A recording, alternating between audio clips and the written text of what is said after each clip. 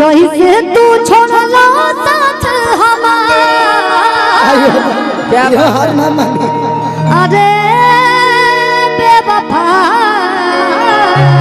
जैसे तू छोड़ला साथ हमारा करता भैया कि तोहरो भी हथवा छोड़ी कोई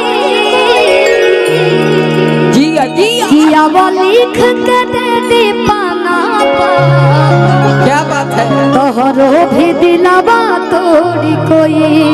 हमार दिलावा तोरी कोई